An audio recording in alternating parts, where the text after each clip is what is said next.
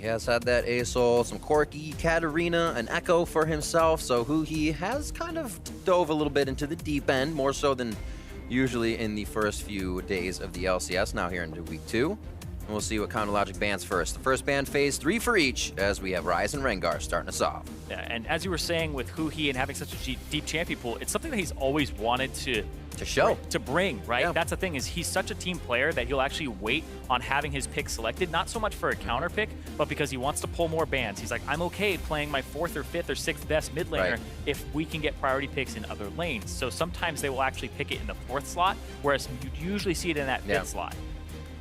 Interesting as well, watching EU LCS today, hear how adamant Deficio was that Olaf in the EU isn't something we see much, but it's been first ban here, first phase for blue side quite a few times in the NALCS, seeing that teams are playing that. Camille LeBlanc, the next one's out along with that MF from FlyQuest, and it is the Kha'Zix lock-in here for Moon to start things off. Feeling pretty confident with his jungling lately, and the team behind him. Absolutely. Moon is actually 4 for 5 in First Blood participations, about 80% there, which is something that we weren't expecting out of Moon because he was a really reserved player previously, didn't have a lot of early game pressure. Now they're giving him champions that allow him to carry the game. They're giving him opportunities with things like Kindred to even try stuff out. So it's good to see him on that Kha'Zix, and we'll see what he has. It's almost like you see that jungle pick up, and Hai is saying, all right, we're going to see the first few pitches. I'll give Huhi Corki the first game. That's the way it's going to work out, so he will have that matchup to go against. Xmithie picks up Zyra for Aphromoo. Or may see an AD carry and support as well. So Huhi also takes that mid laner quite early on. A lot of things still left up that you could pick into the Corki and do fairly well on. We'll see what they have up their sleeve, but could wait it for later on because you want that Malzahar. And because the Zyra picked up and the Misfortune off the table, that's really what you have to drop down to if you even want to be able to handle the Zyra during the laning phase. Team Purple People Eater so far. FlyQuest keeping it color-coded. Ashe gets picked up, actually all the way down to 3rd there on the first phase of picks, so great initiation. Also a little bit of disengage coming in from CLG. And Stixxay has quite a bit of kill participation as an AD carry, and it comes a lot from that Ashe play and his arrows. Yeah, that Ashe Zyra bottom lane here, bit of a throwback, but Lemonnation up against it. We'll see if he's able to handle that bottom lane. And Stixxay and Aphromoo have actually been doing quite well. They didn't get off on the right foot on their first day of play, but their second day actually was a big turnaround. Stixxay actually leads all AD carries for CSD at 10, being +9. But on the flip side, Altec is actually number 10 for CSD at 10 for AD carries at -11.6. So complete opposite side of the spectrums here for laning phase for this bottom lane here, and they pick their champions quite early on. It's a good thing they have the Malzahar to kind of push back on Aphromoo and Stixxay, because Ashe Zyra is not a fun lane to get CS against in the first place. So Altec may be dropping a few more numbers on that.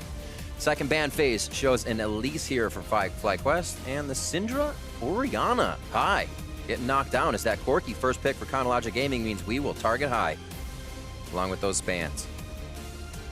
So pinching a little bit of the top lane. Jace still available for Darshan, but the Maokai takeaway would make more sense since it is very favored by balls lately. And it'll knock him down on something like Nautilus.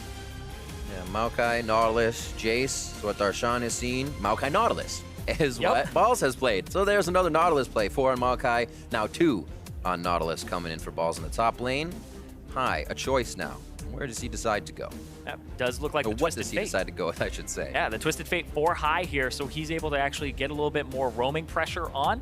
He wasn't the person to play it last week. That was actually over on Froggen. So I don't think it'll be the rapid fire cannon build. We'll see if it does come through, though. It has been a little bit strange. Deep gold cards. So you can have a little bit more pressure on turrets, and a little bit extra range. But it seemed like a Froggen special here, so I think he's going to be applying lane pressure, applying global pressure is the name of the game here for him. It's one of the reasons that Corki was so highly sought after was you don't have to take teleport, you get to take exhaust. Now you have to take the cleanse when you're up in this matchup here against the Twisted Fate. When you're all up in that matchup. All up in that matchup, which we hope for. Get up in his grill.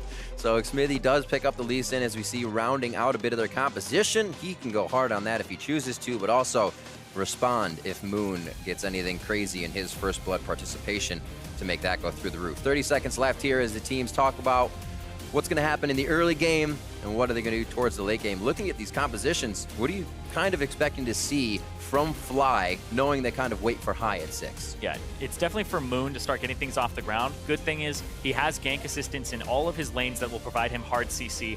Maybe that mid lane, though, that he starts to visit quite early on, because Hai top of the damage charts right now, top of the damage share charts for his team. So why not free up that mid laner who is your shot caller? And it's always easier to shot call when your lane is ahead, with better grasp of the game. And it's a Twisted Fate. You free up the Twisted Fate, you give him lane priority, you take that middle turret, don't lose your own.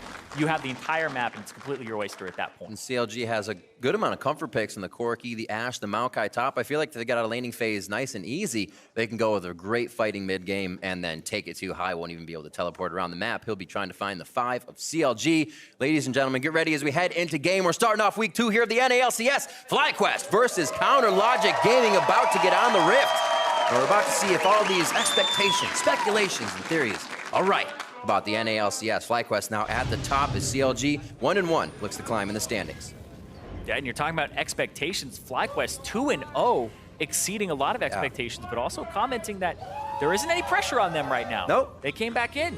Power rankings for most people had them at 10th or 9th, and boom, top of the standings right now. A great start for them. If they can take down CLG, they start clawing their way up towards most people's playoff brackets. I feel like there's always that stress as a team when you come in, say CLG or TSM, even with a small change to kind of replicate what you did. So that pressure's there. Yeah, High and the rest of the guys have been in, but like you said, coming in, no pressure. Everything's very fun. You're just going for plays, and we've seen that in the calls once more with High, and also in the play that comes from FlyQuest. So with smiles on their face, they head into another game here versus Counter Logic Gaming. Bot lane, I think to be a little bit in favor of Stixxay and Aphromoo here with a good pickup. Well, keep an eye on it, just as we will with mid and top. So Lemon actually just moved in, made sure that he got all of those seeds out, so that the Zyra setup doesn't pain as much. Altec will get a little bit of poke and miss it. You were talking about how FlyQuest, how they'll start to play, and then comment a little bit on Counter Logic Gaming. I do want to go back to that because it's a double AD composition that has, or double marksman composition that has the range that when you get to turrets, you can siege them down quite easily. And the Zyra hasn't really been that popular since people have been going back, or wasn't popular back in the day when people were running double marksman compositions. It was more of the karma. We were seeing more of these utility things like Braum that could defend in sieges, but this gives you so much disengaged potential that the composition just becomes so potent if it gets out of the early game and gets to a nice mid game. Be able to get everything you want out of those engages or disengages to catch your enemy off guard. We might have to find Fly getting in on these pickoffs if High can do very well. So Aphromoo is going to have a lot of vision and be everywhere on the map to really stop these engages. Not too bad to start things off. High can't really get to the CS just yet. He's letting it get pushed at him. 8-3 though as he slowly farms out that mid lane. Yeah, canceled an auto attack onto Huhi and missed out a little bit on a trade where he'd maybe have been able to sneak in another one. Right there, a gold card instead of a blue card.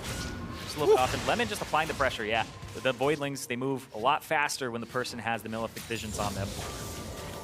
There we go, ward in for Aphromoo, so he knows that's coming. Great brush control here from Lemonnation to start off a bit of the early game and shut down the Ashe. Zyra. Here comes Moon. Good vision control to the mid lane. That fog of war, you couldn't even see Moon coming in. The spikes come out, and first blood to Moon. He chalks up another one. And High was kind of playing like he's a wounded lamb there, playing a little bit further back. You see the CS differential. He was missing a decent amount, but also allowing the wave to shove towards him and allowing Corki to outshove him in the early game. Moon comes up, another first blood for this guy. He's now 5 for 6 in his first blood participation. He's actually kicking butt. You're taking a breather for another 20 or so seconds, which just happened, but you're not expecting Moon that early. Oh, yeah. Beautifully done. Especially from that side of the jungle, too. Yeah, right. Because he cleared his blue side, which is so awkward for Kha'Zix to do, and then he came in and got the gank. Now he's at his red. So he hadn't even done his red buff then, and he got the flash, he got the cleanse, and High and Moon both have theirs. I expect a repeat gank at some point. Ooh.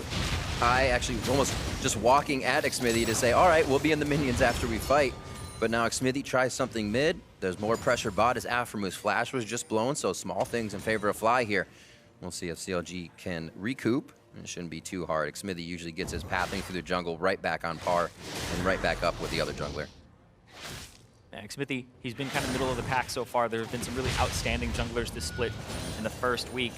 And then there were some who, were on the receiving half of people's great performances. But Xmithie, he's been still middle of the pack right now. Hasn't been really exceptional. So this is kind of his breakout week if he wants to move away from that and start defining himself as a jungler of the NALCS that should be near the top with the likes of Chaser, who's already really high up there, and Acadian, who had a great rookie showing. I wonder if there's going to be some, let's just say top love, but bottom's getting a hail of arrows to Aphromoo. Out of base, Moon buys a Caulfield, heads towards a cleared top side of the jungle, so he may be waiting to get a counter gank here on something Xmithie may come to play. He's hovering. Yeah, went for the damage.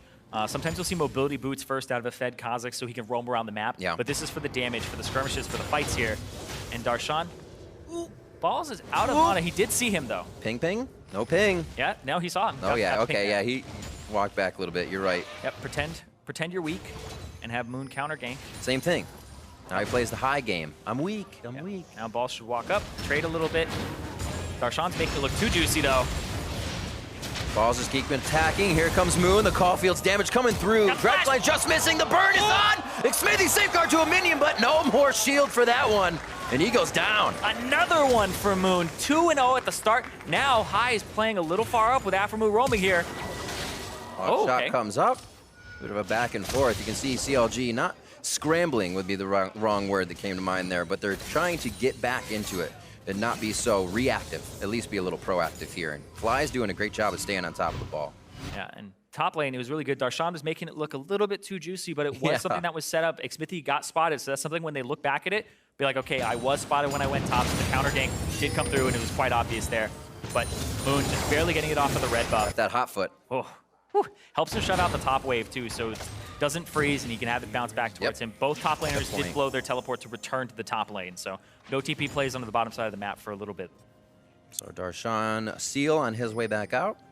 A little damage for Xmithie. You can see he can't really put an item together just yet, as he was put back there, forced to still get what he could in his recipe.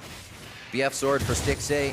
Altec stacking up that tier along with his 2 swords. Yeah, we don't always see the tier build from Varus. We've seen things like the Essence Reaver, we've seen early builds, but hold on, Twisted Fate is 6, and High is coming towards the bottom side of the map.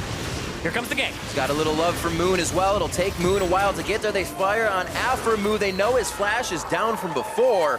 Great timing. Wow, High had barely enough mana to even do that. Use the gate and lock in the card to come through. So just barely enough. He catches Aphromoo without his flash, and he has to burn his exhaust as well. That is a whole lot of damage. Feeling the pain through the screen. Moon getting caught up in the slalom of the minion. One last attack, goes down valiantly, but that's a 3-kill pickup for Xmithie and the team. Oh, it's a big one too, because 3-0 on this Kha'Zix, 3-1 now. As a good start for Moon, absolutely insane that he was able to just lock in this Kha'Zix. They had the trust in him, and that's the thing, is people have had so much criticism of Moon, saying this guy actually sucks, like he's not that great. We've seen him split and split again, but now he's on a team. He told me he doesn't feel nerves anymore. They're actually giving him so much support that he feels empowered to make these plays, to go with his gut. He was a player who was just climbing up solo queue ladder so quickly, but he never showed those results on stage. Now, this might be the split that Moon actually was a big pickup for FlyQuest. And that's a very big turnaround, especially for, as you said, a player that was almost looked down upon so much to be given such a chance as well, then the resources. And he even said in the Kindred game, I knew that was a bad idea, but my team was behind me, and I kind of wanted to do it. Like, how often do you even hear that in a game if it's not a composition created around kind of an entire thing going into Champ Select? Not in Champ Select, we're going to decide to do this now. Yeah, how much do you hear that? And then also feel okay to take risks again. But hold on, speaking of taking risks, Lemonnation off on the left side here has the ultimate, not yet. He's close to leveling up. He's just trying to make sure that nobody roams in. Still good by Malzahar's to sit on the side, because if somebody face checks the brush, you use the silence, they can't flash away, they can't really get away. You E, you W, make sure that you can actually W-E. So your E actually has a quarter-second cast. So if you do it the opposite way, and you E first and then you W, you actually lock yourself out for a quick second, whereas if you W-E, your Voidlings will already be on them and start multiplying very quickly. Good tips and tricks. Small things. If it wasn't already easy enough to. Yeah, you have to point on people and click your ultimate for it to work, by the way. Anyway, speaking of pointing and clicking on ultimates, here comes Balls. We're going for a swim. To the deeps. The depth charge come out maybe. He's going to try to stop. Oh, all right. Turns left. Gets it. I like that. Choice by Huhi. Also is able to go for his blue after this one. So it does not decide to go down. Moon would have been able to catch him there on that, which just shows that Fly has been everywhere. Moon in the bot side to top, helping High and middle when he can, but also getting him some kills for himself, as we saw in the mid lane. Did go down for that attempt, so we're seeing what that impact now has on Xmithie. He has yet to fire out of the jungle once again. He's been trying to repair these lanes as they go. Still good in CSing. That's what we kind of said for CLG. Coming out of Champion Select, if they can get out of these lanes quite nicely, this team comp is going to be able to fight really well. Yeah, they'll be able to fight and actually siege quite well. And they have CS leads in pretty much all of their lanes. That top lane is not going well at all for Balls. Darshan is just destroying it right now. But hold on. Base check. Only once a game. He'll know now. It's a trial and error thing. You always think it's once a game, and then you want to do it again. You can't be in there this time. Is the stove hot? Let me touch it again. Yeah, somebody warns you, the plate is hot. I'll tell you how hot it is, mister. Wet paint, don't touch. Yeah. So the action slowing down just a little bit. I thought it would actually take off. Moon coming out. The kill is kind of reserved his attacks. Or put them on reserve, I should say. Even after he finishes skirmisher. Saber looking for the gold. The blue comes up. I guess it was not going to be an attack. So things are calming down. 16.2 to 15.9. Nobody's really grabbed too much. Even 4 kills now to fly in the early game. CLG's been biting back with lane dominance. And this isn't really uncharacteristic for FlyQuest. I was looking at their overall CS differential at 15 minutes. So how much ahead or behind they are at 15 minutes as a team. They actually average down 40 CS at 15 minutes across all of their lanes. So this is not a team that's known for CSing well, but their macro game is where they actually close it out. They have the lowest average game time overall in wins and losses for FlyQuest, and considering they're 2-0, you know that they've won a lot more than they've actually lost so far. So they close games quite quickly, but it's that mid-game. It's that explosive mid-game for FlyQuest, not the laning phase. And I think that may show even more here, because CLG, you know, TSM, those teams that Dash and Jat were talking about in the beginning, are the teams that are hesitating in the mid-game. We're seeing have trouble close. Some of the longest games going to CLG here in the NALCS at the start of the spring split, so, or yeah, spring. Yeah, and hold on top lane though, great rotation. Ball's been down in CS, now he might go down altogether, and it's gonna be 4-on-1 as they head to the top lane. Huhi's like, I didn't get the phone call, but I'll start roaming. Yeah, we always knew Counter Logic Gaming for their lane swaps, for their rotational play, and the coach Xmithie actually helping them out with that, giving them timers. This was a perfectly timed top lane rotation. You don't see this normally until the bottom lane turret has fallen, but they weren't winning the bottom lane hard enough. It looked like it was a siege that wasn't going to work out. It wasn't scouted by FlyQuest, and then it's absolutely punished with 4 people. They get the tempo advantage. It might be a 2-for-1 turret trade here, because they're actually not going to get this bottom one fast enough to really push another here. Whereas this one, going down so quickly. Already half. Huhi as well kind of backed up, so he didn't get taken down in mid. They didn't know where he was. That slowed down the mid take. They're not going to be able to get that, and then Fly goes down now for the Dragon after seeing that second turret in the top side go down. So great moves by CLG, like you said. They just needed a moment where they could get in front of the rotations with the lead they had in the lanes. And they're going to try to make a play on the mid lane here, try to zone him off, get a little bit of damage onto this mid turret, and eventually take this one down here. Now this top lane can be pretty much frozen forever by Balls if he wants to just keep it backwards, which is really good because High can make a play and just chase people down in the top lane if they decide to actually have it push in onto them. But the problem with having the wave pushed in onto you, and this is kind of the catch-22 if you're playing against a really good team, is they can just make plays elsewhere, and you have to blow your teleport, and then you're down a teleport advantage. So top lane tanks usually just want to shove into each other over and over again, and that's what they will call priority, is whoever just gets the wave to the turret, and they can roam as a top laner. Yep. Nice trade-off. It's good that Fly was able to get the Mountain Drake. Going over to double AD would only help CLG more to crush and siege these turrets down now that they want to break the lanes. Roaming in numbers, though, does not give High a chance with the rest of the team to get a kill. Maybe into the top lane, but we did just see Balls back up. 133 to 97 in that lane. Not too bad in the mid. CLG Huhi versus FlyQuest High. Been pretty even matchup from what we may have thought. Yeah, especially since High's been getting some attention here. Yeah, exactly. 0-2 at the very beginning of the game. He's been getting kind of picked on here, but he's still hitting pretty. He's still doing all right. Just hasn't had the attention. They've been giving it to the side lanes now. The Triforce is ready, so it may work off something here. And that might give him a little more attention. Once you have that Trinity Force completed, sieging in the mid lane against a Twisted Fate isn't always the greatest thing, because eventually you have to deal with him wave clearing over and over again. But if you can get to these turrets, the double AD or double marksman composition will definitely function a lot better now. They're just laying down something for the minions to hit a little bit, but it'll probably fade away after a few hits. There you go. Wild card wave clear. Nice deep wards here coming in from CLG. You see all over the wolf camping behind, so they know if anything else is coming as they head towards the top side if they want it. Make it look juicy, and then go for the gank. Yeah, a little far away, they're still able to get him. Gold card on a Stixxay. That's the flash, that's the heal. He still goes down. Aphromoo follows as he tries to save his bot. But that's not going to happen. 6-2 here as we come up on 15 minutes. Yep, and if you're shoving that top wave, you always have to worry about that twisted fate. So as soon as you start walking up, trying to lay a plan, got to keep that in mind. So it looked like a little bit of a miscall there from Aphromoo to try and gank that top lane when they didn't have control of mid. They weren't pressuring the twisted fate in far enough, and High gets another great gank off. And it seems like that's exactly what CLG had warded for. It was staying down by the wolves. He would have ran out of the gate and base. Twisted Fate to top lane, but it was right in the middle of the jungle.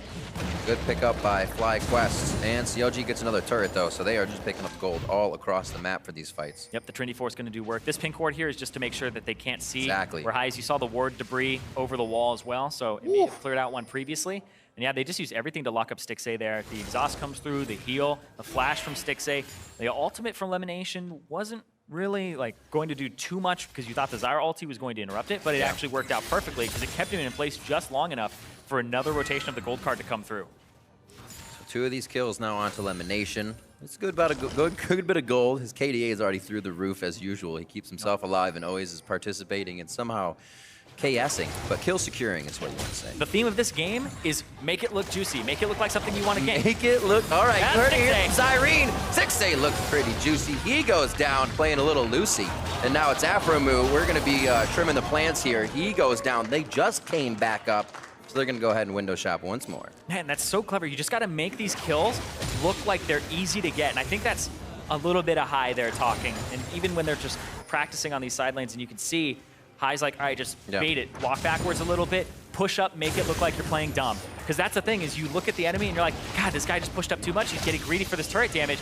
And then it's like, nope, actually, I tried to make it look so good that you couldn't resist the gank here. Because if you don't gank them, they just get turret damage. So it's actually a really good scenario here where you have to just go, okay, that's not a good play to make.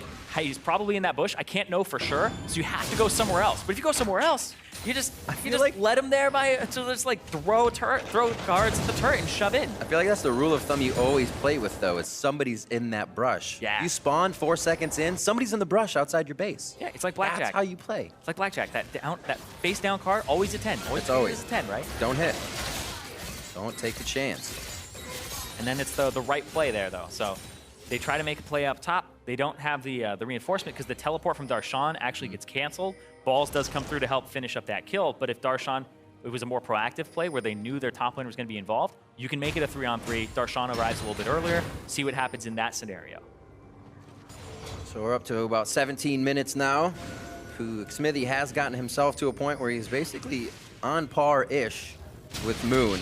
Still be pretty interesting if they were to meet in the jungle, but he had a rough early game watching his mid go down, trying to help top and watching Darshan get hit up, but able to put a little back on the board for his team, so it feels good. It even feels better here as Moon comes over the wall, exhausted, so he couldn't get the hit off, but they still get Stixxay down. Moon gets out with a sliver of health here. Huhi is just going to live as Aphromoo goes body side to that little minion. And they may be losing mid-turret here. Balls tanks up the first few shots, actually still tanking on accident, and they'll be able to clear the minions on CLG's side, but FlyQuest looking to activate and take down some of these outer turrets here to get inside CLG's jungle. Yeah, they have a little bit of time before the Corki actually comes out of base. He does pick up a package though, so he's gonna rush straight down, and now FlyQuest know, okay, High needs to back.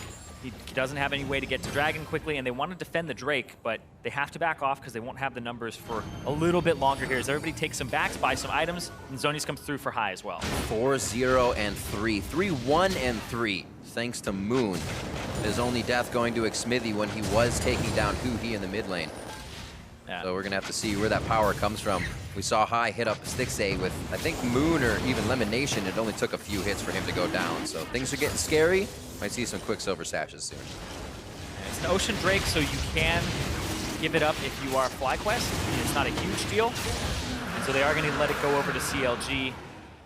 And the next Drake that will be spawning, also an Ocean Drake. So not a lot of pressure on these teams just yet to contest it, whereas that Mountain Drake going over to Fly will help them out very much so, especially since High, he kind of has the hybrid build here where he can enter team fights in Zonias, or he can split push and just use the Lich Bane to kill these turrets. And we'll see how much damage he does here as he tries to pick a fight with Lemon.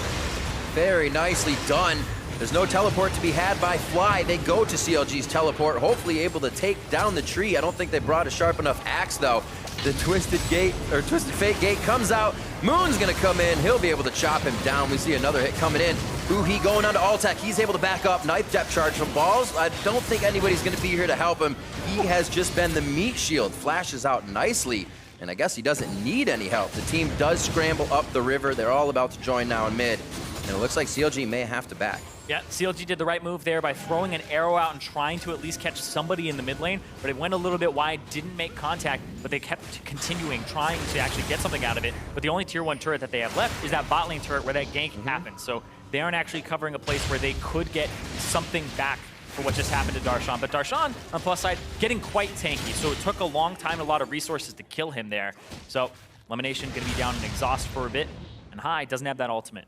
So what is allowing now Fly to kind of do this? We thought CLG was coming back. They kind of evened it out, and then boom, FlyQuest once again. Take turret, take a fight, and get out safe. It's the Twisted Fate pressure that you have, but also the fact that they have a really good composition for picking people off. The Kha'Zix just does so much damage to isolated targets, so when you start split pushing with Huhi, or when you have Huhi off in a side brush, it's very difficult to answer because pretty much anybody could be there because they've been pushing so far forward the entire time. It's hard to get wards in their territory, so you have to play defensive.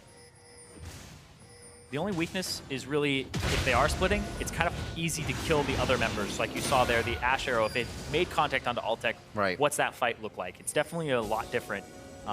But that hasn't been a problem here. Sometimes you'll see people run Karma or run a Sivir when they're running a 1-3-1 composition so that their three members have some type of movement speed increase. They don't have that here for FlyQuest, but on the flip side, CLG, their engage tools are the Ashe arrow. Your Maokai is probably going to be splitting and looking for a teleport, or if Xmithie can get a really good kickback, or somebody's like really out of position for a grasping root. So they aren't really reliable, and they aren't really part of your 3-man unit, except for that Ashe arrow that I would say is probably the one they're looking for most here. Trying to keep themselves backed off here. So much poke coming through from the piercing arrows, the wild cards, and even Moon's going to be able to start shooting out the Void Spike soon. Just slowly protecting this one, not for much longer. Blow that one down. Watch out! Oh, the Zanya's up. Grasping Root as well goes through. That's all right. Stranglethorns is able to pretty much disengage everything. Darshan may want the fight. The team calls him off. A bit of a hesitation there from both. But CLG says, we're actually all right with that. We don't have much to get, even if we do win this fight. Take a breather. Oh, make it look juicy. The turret, once again. It's like, hey, you got 33 HP. One more hit there. Great reaction by Huhi to use the Zanyas. But you could have seen that coming. They didn't see Darshan in the bottom lane anymore. He'd actually pushed off to the side, so Ball's not calling that Darshan could be there right then. And Huhi not respecting the arrow and that it could come out, and that's what they're trying to use to actually make these picks. So Counterlodge Gaming do get a little bit back there. Right, picking up resource in the way of farm very well. 230 for Darshan, 217 here for Huhi, helping to complete those items. There's one of the Quicksilver Sashes, so they can start playing with a bit of their own trickery in these baits if it really comes down to it. A whole lot of mind games here coming in with all the crowd control in this game, and really a lot of the squishy people that are doing all the initiating. We haven't seen Balls and Darshan really being the ones to get in these fights. It's, hey, look, it's Huhi or Altec's by himself, and now the fight starts. Yeah, it's a lot of picks, and the tanks aren't involved too heavily just yet. You can see just by like CLG score lines, the bottom half of the map has been getting picked, and then the top half of the map for basically for Fly, and actually I guess the bottom half in the jungle is involved too. It's pretty much all the ones who are doing the pick. So if you're sectioned off and you're by yourself against this Fly composition, then you're gonna have a bad time. Coming up on a 25-minute mark in just a bit. Good pace to the game so far. Teams are definitely tempered a little bit as we see the core items being completed. Another needlessly large rod here for Huhi coming in. The rest of the items are on the board. Yeah, 2 QSSs for Counterlodge Gaming, one for Huhi and one for Darshan. And then the Black Cleaver finally completed for Moon. He went for a little bit of a detour. We'll see the Black Cleaver for the 20% CDR and the reduced cooldown on the Q from the evolution, so that you just massacre things like Baron and Drake very quickly. But got the Hex Drinker, made sure that he doesn't get blown up by somebody like Huhi or Aphromoo, who is one of his biggest threats, because their roots and their CC primarily magic damage. So if you're getting caught by one, you're probably going to take a load of magic damage afterwards. I will say, commenting on physical damage here, Altec's build, a little bit different because it's back to the lethality, it's back to the armor penetration, the cooldown reduction, and the large mana pool here. Instead of an Essence Reaper, we've seen things like the 100% crit Varus, because we changed his passive so that it has your bonus attack speed actually just helps you so much. You kill a minion, you kill a champion, you actually get more bonus attack speed based on your bonus attack speed you've already purchased. So people were buying Rune Ants for team fights, for applying more Blighted Quiver stacks. This is really just poke-centric build. This is like Varus before last split, where he didn't have that buff. He didn't actually like things with attack speed on him, and he just wanted flat attack damage. It's actually very subtle. Just that glow on his bow that you see when you have it, but oh, so much it does. Fight coming in. Corki package in. Huhi doing his best Talia impression. The package takes him too far, but is it enough for the team? Stixxay. Moon very low. Stixxay in the back, and High has to go in. The rest of the team follows, and CLG is backing up with Darshan on the front line. High gold card him. Gotta watch Xmithie on the backside. A good tag onto High. He's gonna let the Resonating Strike wear off in the Zanyas. Goes in for a cripple. Stopped up by the gold card. High walks it out. He's still alive. Aphromoo finally gets tagged as Lemonnation is throwing out the autos. And somehow, Fly walks this out to keep the lowest members alive. And now they're still chasing CounterLogic Gaming. The blast cone over the wall. Resonating Strike dodge, I should say Sonic Wave. But now they're onto him with the Twisted Advance. High bites off more than he could chew. Altec and the rest of the team are in. Stixxay tries to rejoin the fight. No ranges from the outside, just the autos. Here's the kill from Xmithie, a triple for him, and now they have to tear through the entire suit of balls, and they are going to get down to the middle. It took 500 licks to get to the middle of that Tootsie Pop, and CLG comes out on top. No cheating either, no biting on that one. Still, they're gonna go straight for this Ocean Drake, pick that one up, and now it'll be 2 here for CounterLogic Gaming, as Moon's just gonna go to the top side of his map and just clear the rest of his jungle out there. They couldn't get to Stixxay. Stixxay had a very crucial exhaust from Aphromoo onto High that stopped him from dying, and then he played perfectly there. Your AD carry, if you can keep them alive the entire fight and they survive, ADC 2017, it's actually a thing here if you give them defense. Huhi dives way too far in, gets obliterated. Stixxay has a Nautilus ultimate on him, but then the exhaust comes down onto High, and High can't finish him off. And then the kite backwards. They're out of engage tools here. High barely has any mana left, and he has to use it on Darshan, who is so tanky. And it's a 4-on-4, but Stixxay dodges the arrow crucially. Hook hits onto Aphromoo, but then gets picked up by Elimination Auto. High picks up a whole bunch of Honey Fruit, and this is where they should have just stopped. So it's a 4-on-3. You walk away with superior numbers, but they tried to get even more.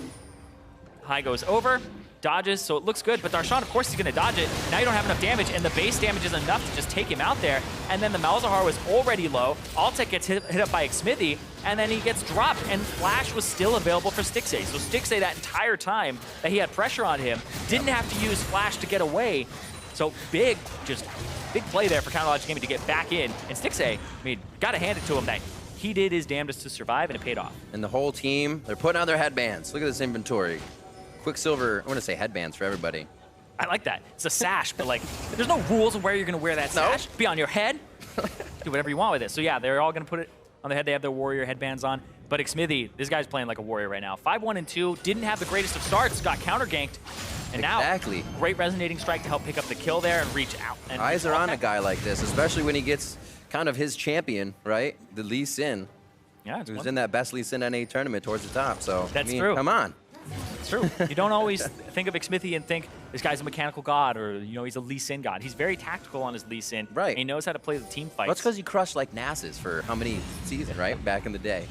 You're like, Xmithie's just a big beast. But no, this guy is mechanically proficient, and he's looking to make it happen. Is it going to be, oh, they got double, they got an arrow and a kick. A nice pull out there. Quicksilver Sash goes on by Xmithie. He gets himself to safety, but still goes down. But that was the focus that the team needed to find Moon. Now Lemonnation, Altec on the outside, and it's going to be enough. He looks like he's going to turn down towards home, but Huhi gets a small Valkyrie forward. Everybody's going for aggression on this one. Huhi able to put out a good amount of damage in the fight. Yeah! Still goes down valiantly, and this one is going the long haul, ladies and gentlemen. Get out the popcorn. You can head to the concession stand and come back on this. We're going to be here for a while. Forget the turret. We're going home. Woo! Tank fight! Fight! Fight! Fight! Fight! Throw it in his face! Oh, he gave up. Not quite.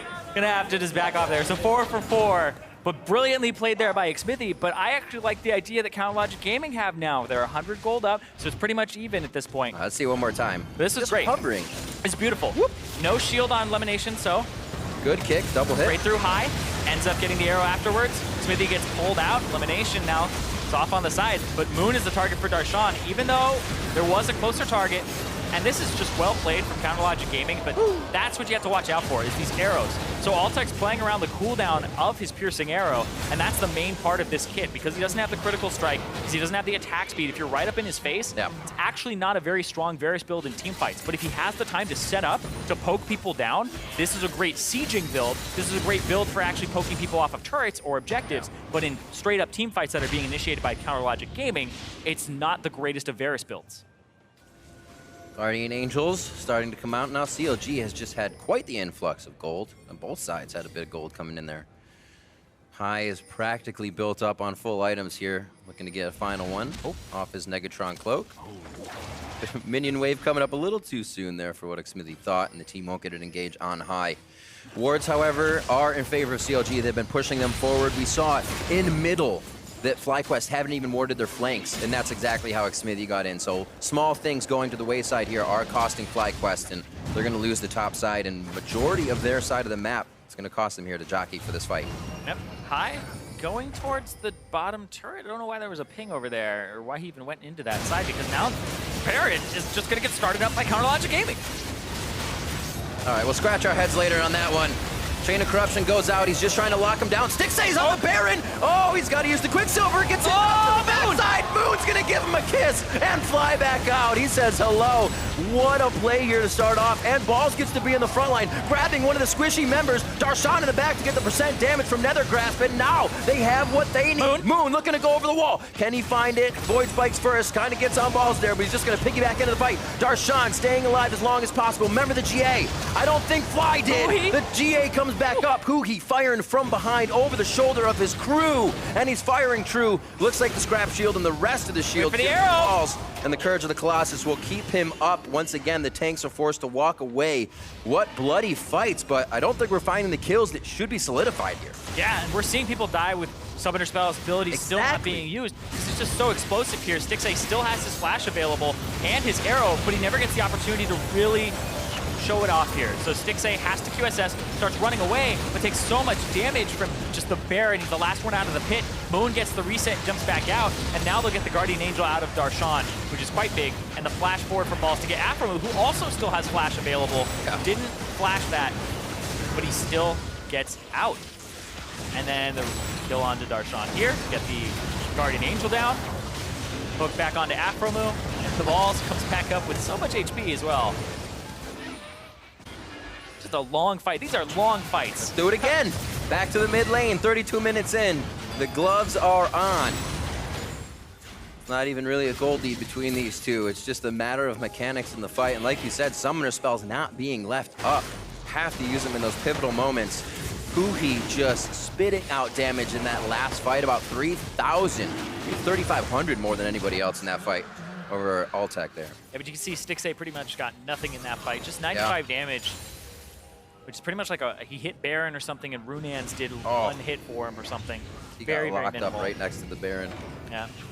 There's one thing you don't think about in the scatter, right? Your positioning always matters, and usually you don't get caught at Baron, but when the team peels out faster than the communication is, it causes some problems. Well, also as an AD carry, usually you want to be in the back, and when your team is fighting bottom side of the Baron pit, well, that leaves you kind of in the Baron's way. And who's going to tank it for you? The non-tanky support, the Lee Sin who wants to jump in there and engage.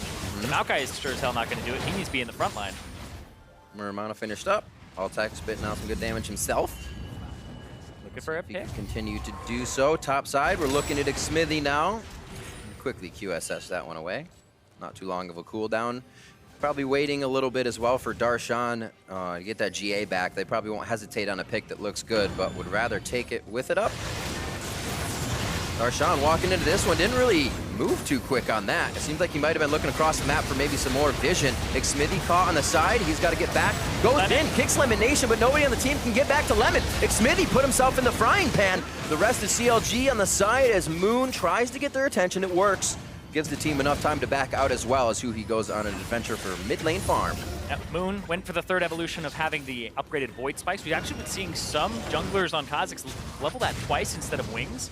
Yeah, Peanut did it a few times, so it's a very powerful ability. When somebody's isolated, it's a 2-second slow. That's 80%. Speaking of being isolated here, Ball's just looking for some Aphromoo, but no. Oh, but they found him. Darshan wants it though. Darshan's level 17. He is a beast right now. He's the highest level in the game. 15 of the other tank in the game. So this is why Darshan is actually, he's the front line anyways, but able to stay alive so long for his team to reassess the fights, figure out what to do. Stixxay still has an arrow waiting for that. Aphromoo's disengage is down at the moment. Stranglethorn is not up, so another thing they may be taking a breather for. So Altec needs to keep poking out Stixxay or Aphromoo or even Huhi from these fights before they start. Yep. As he gets that chunk on, but you can see the Ashe has the Warlord's Bloodlust and will heal up a little bit off those creeps as well as the Vampiric Scepter in his inventory. Now it's back to sieging between Baron, getting control of the jungle between these two teams, where it's not really much of a gold lead anymore for Fly. The game kind of evened out a bit, but these team fights, if CLG are able to make them explosive and get in and make the fight happen, then they could take it because they have Stixxay's damage. But if Fly are able to actually wait a little bit beforehand, get a few pokes onto Stixxay, and then obliterate him with an engage from Moon, then it becomes a different fight. Spell Immune, Lemonnation still gets the hit. Darshan's in a very bad spot, but he can hang out for a while. Dredgeline goes back, Balls hits the wall, so he'll have that back up a little sooner than usual.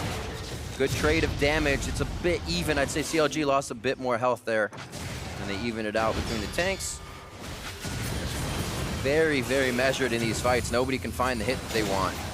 And they're fighting within the chokes, too, so if anybody steps out into that river a little too far, you're going down immediately. Yeah, big thing, though, is they got the flash out of both Altec and Lemonnation for the flash of Darshan. So when you have those low mobility champions that want to play a little bit forward and then have to flash back when a Maokai comes forward, then that's a big problem here. So now that won't be available for the squishy members of the bot lane for Fly.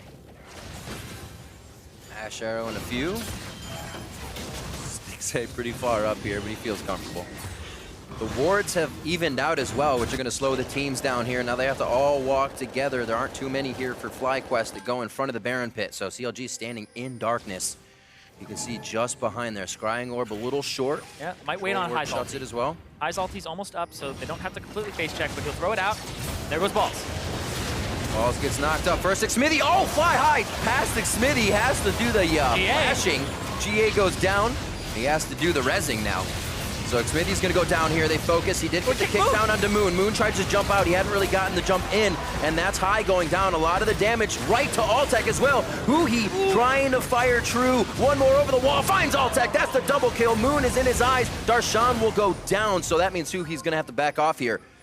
But fantastic job. Like you said, the mechanics are flying in this fight. Flashes left and right on the targets they want. Coming back up from the GA. Huhi back in as well. Moon onto Aphromoo, takes him down. Turns, gets away from Darshan. Huhi now trying to crawl his way out of this one. And Darshan, with just enough mana, gives him the twisted advance that he needs to get out with a sliver of health. Well played from Moon. He actually flashed into point-blank range of Aphromoo to deal damage, but also get the heal off his W. He was a little bit too far. It only heals you when you're really close to the target when it explodes. So this, once again, it's a long fight, Riv. I don't know how you have a voice after all of these. Absolutely insane. Xmithie comes in, goes a little bit too far there. Doesn't get the kickback on the High, who actually flashes and uses Ghost. And a great ultimate from Altec that locks up everybody in the back line. So while the Guardian Angel's buying time, they're actually not making too much use of it. Huhi, great play to flash forward there, but now Stixxay's caught off on the side, gets destroyed by Balls, and then Darshan has just enough mana left to lock up Altec, and they get that kill. And then they get Darshan's Guardian Angel, and then we take a breather, just like that. And then you reset the fight. No, we go! That's the Fly. That was Fly. I mean, doing pretty well still. Whew. And yeah, you could see like Altec, his damage contribution compared to Stixxay's. There's so much pressure on this Ashe, and her effective range compared to the poke of Varus. She's actually done a third of the damage of the Varus this game. So just overall, Altec is triple the damage right now of Stixxay. He's doing absolute work with this build, but once again, in team fights, that's where the Ashe will shine. But they have to start the team fights. They have to start them off on the right foot, too, because Xmithie's engage wasn't the best one there. Oh, Drake is alive. we've had for a while. What do you got? I was looking at the serrated Dirk and Altec's inventory, and I was like, what is that going to become? It's Edge of Night for him. So he purchases Edge of Night. This is before it has the 30-second cooldown, and now it's a 45-second cooldown, 10-second spell shield. It's a great alternative from Banshee's Veil or something that you want to actually defend yourself from spells. So he pops it before a fight happens, and now it's on cooldown right now, so he's just walking around with a 10-second spell shield, able to absorb pretty much anything. High to the bot side. Easy clear here, so we see the strategy. 4-1, they're gonna get the side lane pushed up. I think it's the first time we've really seen this start to happen. The teams have to recuperate. It's been not messy, but the teams have been just going at each other and butting heads. I've been loving it so much. 22-14 here. 36 kills into a 39-minute game, and we're in the mid-turret here. Yeah, that Elder Dragon went over to Fly. They're able to pick it up. And now they get to have this split push turn on. Whew! I mentioned the Edge of Night. I actually should have mentioned the Elder Dragon a little bit more. So I apologize for that. No, it's all right. This is huge because now they actually get to get that bottom turret, rotate, use that Mountain Drake, so now it's a little bit better than it was previously. Bing, bang, boom. And now they have all those outer turrets saved for that top one, which is so close to going down. And they have more combat stats. They have about 1:15 left on this. So why not look towards that Baron? Why not force them to start walking towards you a little bit more and start poking them down? But I think that's a package for Huhi. He's moving quite fast, so yeah, it is. That should be the sound effect. It's like a triumphant trombone. All right, moving in. Scimitar is now being built out from the Quicksilver sashes as we become almost full in the inventories. This has freed up actually a recipe spot for most of CLG members. The Doran's Blade still for Stixxay to be sold out. Close on a pickaxe here for Altec. We're getting to that point, my favorite point in the game, where it just becomes all the mechanics. The items pretty much got you to full stack. And it's how you can use your champion to the max. Landry's finished for the supports as well, so we're getting a good amount of damage. Half HP, over half void spikes come out, don't hit. Darshan is the meat shield in this one, but being slowed. Remember, that burns there from the Elder as they continue to move forward on CLG. Exactly, they moved them all the way back, but they didn't get any damage onto this minion wave, so this cannon minion walks up. This will be enough for Fly to actually take it down. That Mountain Drake early in the game doing a little bit for him now, as they are able to drop the inhibitor turret very fast. TP flank from Darshan. He's trying to make a play. Goodies1, he could get high immediately, but there's the Zanya's there. Spell shield on Lemon. He's got to think. And he's kind of outthought. He doesn't have a choice to get in, and now he's forced to take 10% of his health, 20, 50%. Darshan's going to go down as he tries to initiate. Fly continued to walk around and see the situation. High goes in, he's gonna be looking for the left. Instant Huhi obliteration. And now he's gonna have another one. Blue card going out all the way down. The damage from the blue takes down Aphromoo. And that might be game here. There's 50 seconds on when Huhi comes back up. They don't have a minion wave. They'll try to escort it up. And we'll see what happens because they don't have a lot of time here. And they're keeping it out of the base. Side. Xmithie can't even get home right now to find safety on the fountain. He doesn't even have an enhanced back, so he's looking to catch the wave, yes. Stop the minions, give the turrets their armor that they deserve. And it's not going to happen. They drop that inhibitor turret in seconds. The Nexus is going to follow as well. Coming up on 42 minutes, Xmithie Quicksilver's out of this one as they quickly take down the Nexus once they're inside the base. 26-14 for game one. FlyQuest comes up big. And FlyQuest, quite impressive. People are waiting for them to turn back into a pumpkin. Is this squad really not that bottom of the standings team? Well, against Counterlogic Gaming in that game one, back and forth, incredibly scrappy, but they come out with the victory.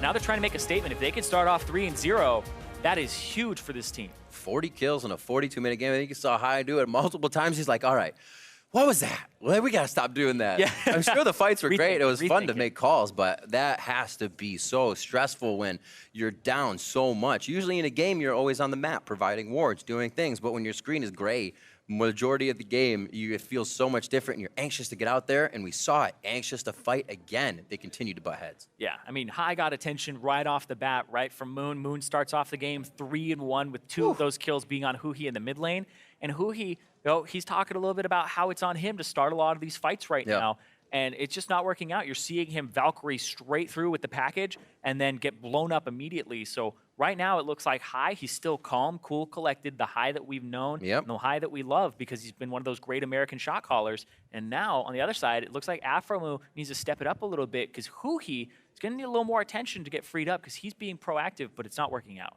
Right, we'll have to see what they can do. And even in that match, it seemed like FlyQuest was going so hard, but that inhibitor turret was down in the bot lane as well for FlyQuest. Minions had taken that down, so if CLG had that fight, they were also in FlyQuest base. I can't wait for game 2.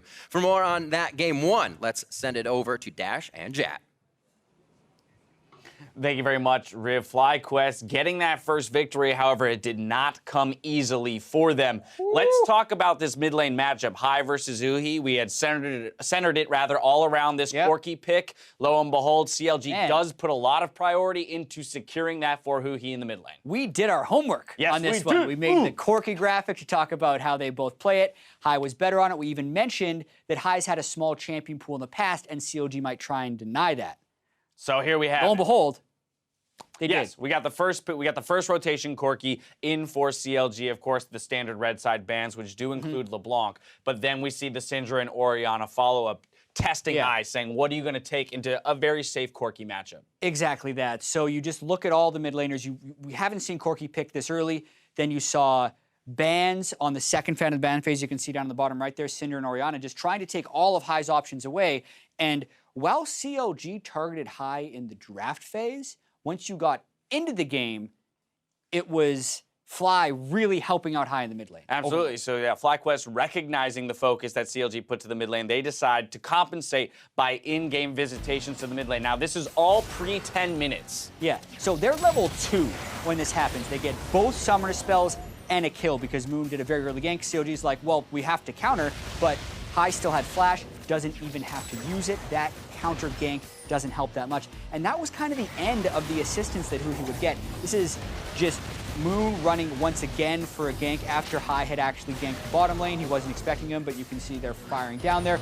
Balls, roams, burns the package. It just doesn't end. Moon is sitting on a control ward as Huhi's trying to get back in the lane. And every single one of these was pre-10 minutes. Yes. And even with that, Huhi still had a CS lead early on, but you could see that was just the way they fought back and got the power of TF later in the game. Right, Huhi had a CS lead, but Huhi and the rest of FlyQuest had a kill lead at that point. We saw the early kill go over, and of course that unlocked Huhi level 6. He goes bottom. We didn't see that clip. Gets a kill down there. Moon also off to a great start on that Kha'Zix. And so here's again, though, where we would say, based on the homework we did, Jat, that FlyQuest has a lead. They're out to a good start. They averaged that 32-minute win time. That didn't happen this time around. So CLG was either able to mount somewhat of a defense or FlyQuest fell apart. Which was it? It was messy, I think. And FlyQuest they were kind of coming apart at the hinges in a few places because they make a big play, and then even later in the fight, it would kind of all fall apart. We actually have a fight. Yes, 25 minutes into the game. FlyQuest a little bit overstepping here near the dragon. And there were a lot of fights like this in the game before it was ultimately decided because they were trading back and forth. And just look at this. Like, FlyQuest jumps in on Darshan, and then CLG says, why don't we go? Huhi's committed to the call.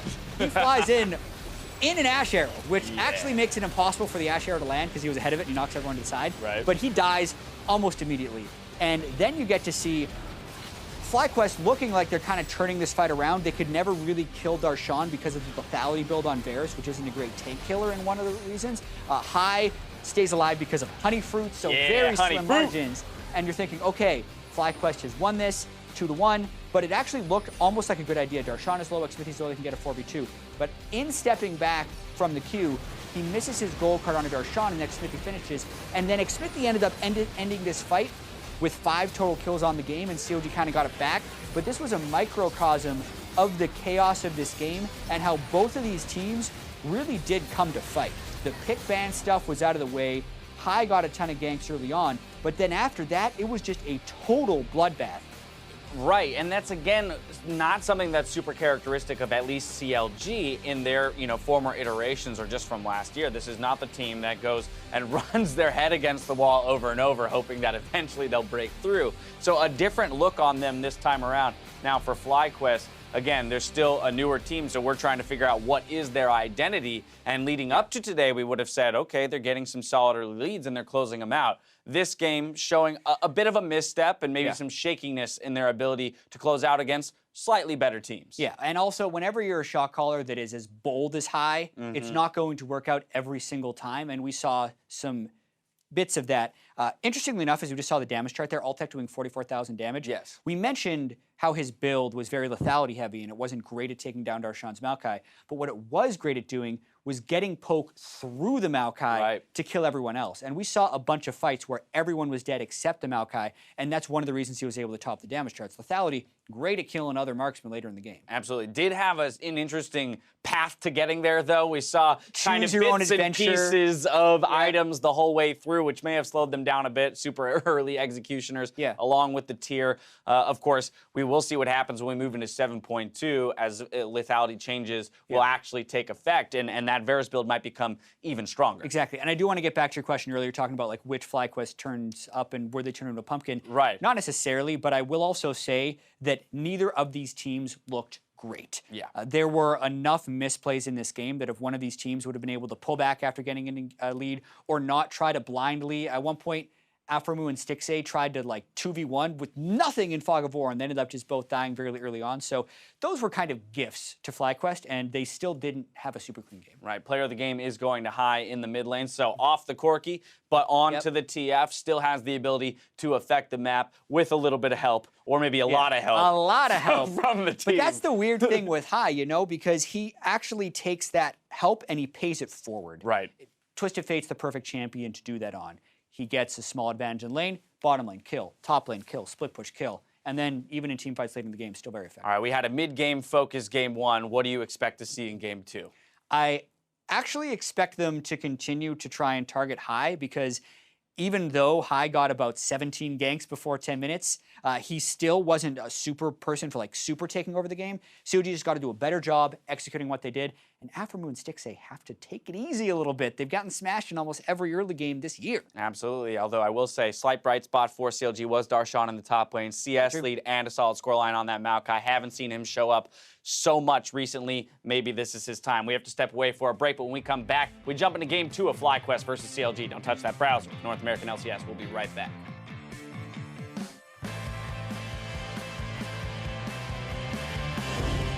Anime is so stupid. Wait, you include like a... That too. It's so stupid. He said shame on weebs. Ooh, that is a whole lot of damage. Feeling the pain through the screen. Moon getting caught up in the slalom of the minions. One last attack goes down valiantly, but that... Nice. No. Varus. Yeah. Nice. Varus is dead. Okay, nice. I'm going. Get this guy. Yeah, you got it. They're low in the back. I can't Q the backline. Q the backline. Go down. Hit Huhi.